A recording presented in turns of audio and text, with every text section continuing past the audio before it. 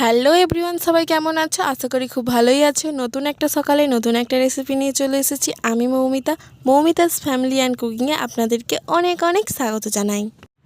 তো আজকে বানিয়েছি দ্য ফেমাস সুইট শাহি টুকরা। এই নামটা কম বেশি তোমরা সকলেই জানো। যারা স্টার প্লাসে অনুপমা দেখো তারা তো জানোই, আর যারা দেখো না তারা ভিডিওটা স্কিপ না করে চটপট রেসিপিটা দেখে নাও।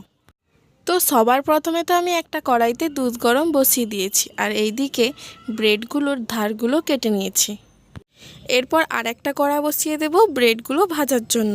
তো ওতে প্রথমে দেব একটু রিফাইন তেল, আর এরপর দেব 1 চামচের মতো ঘি।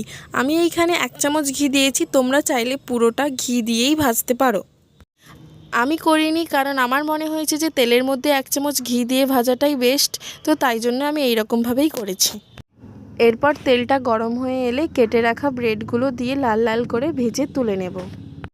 আর যেহেতু এই ব্রেডগুলো ভাজাতে অনেকটাই তেল টেনে নেয়, তো তার জন্য ভালো করে তেল ঝরিয়ে নিয়ে তুলে রাখবে।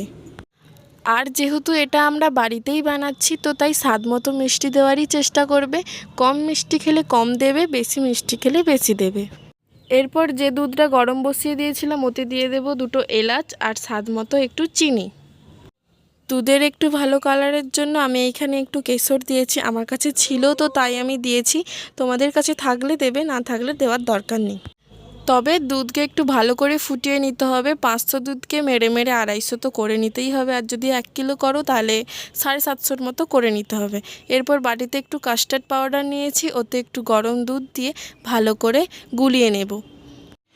অবশ্যই কাস্টার্ড পাউডার দিতে হবে। তোমরা চাইলে কাস্টার্ড পাউডারের সঙ্গে একটু আমুলের গুঁড়ো দুধ ভালো করে মিশিয়ে দিতে পারো, কিন্তু যেহেতু আমি অনেকটাই ফুটিয়ে নিয়েছি, দুধ অনেকটাই মোটা হয়ে এসেছে, তো তার জন্য আমি আর আমুলের গুঁড়ো দুধটা ব্যবহার করলাম না। কাস্টার্ড পাউডার ভালো করে মেশানো হয়ে এলে ফোটানো দুধের মধ্যে ঢেলে দেব। ভালো করে মিশিয়ে নেব, আর লাল লাল করে যে ব্রেডগুলো ভেজে রেখেছিলাম এরপর একটা কৌটোর মধ্যে লম্বা লম্বা করে পাশাপাশি সাজিয়ে নেব।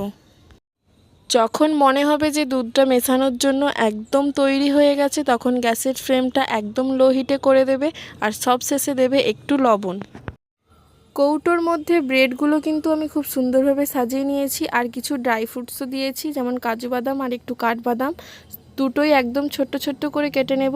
আগে ড্রাই ফ্রুটস ছড়িয়ে দেব ভালো করে, তারপর দুধটা একটু ঠান্ডা করে, মানে ওই আর কি হাতে ছোঁয়া করে আমি এইখানে ডাবু চামচ দিয়ে ভালো করে মিশিয়ে নিয়েছি। তোমরা চাইলে যে কোনো রকমের চামচ ব্যবহার করতে পারো, তবে সব কিছুটা ভালো করে মিশিয়ে নিতে হবে। ভালো করে মেশানো হয়ে গেলে 10 মিনিট ওই রকমই ছেড়ে দিতে হবে। তারপর ওর উপরে একটা ঢাকনা বা কিছু চাপা দিয়ে ফ্রিজে আধ ঘন্টা বা 1 ঘন্টা রাখার পর বার করে খাওয়াটাই ভালো, ওতে বেশি ভালো লাগে খেতে। কিন্তু এটা তোমরা চাইলে গরম গরমও খেতে পারো, তবে গরমের চেয়ে ঠান্ডাটাই বেস্ট। যেটা বেশি ভালো, তো আমি তো সেটাই করেছি। আমি ফ্রিজে রেখে দিয়েছিলাম আধ ঘন্টা, আর আধ ঘন্টা পর বার করেছি। দেখো এইরকম লাগছে দেখতে। রেসিপি ভালো লাগলে কমেন্টে জানিও। আরও নতুন নতুন রেসিপি দেখার জন্য সাবস্ক্রাইব করে দিও, আর ফেসবুক দিয়ে দেখলে ফলো ব্যাক করে দিও।